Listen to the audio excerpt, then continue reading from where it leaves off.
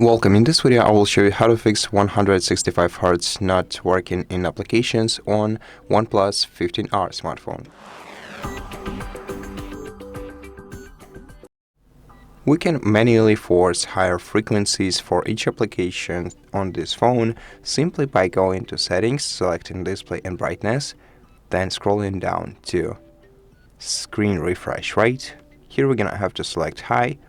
And once you select the high refresh rate, go to app-specific refresh rate, then select the application you want to increase refresh rate or frequency for, and select the maximum available frequency. Now, the frequency at the bottom is the maximum supported frequency by these applications, and as you can see, most applications just don't support 165 Hz, but we can still use them with 120, which is pretty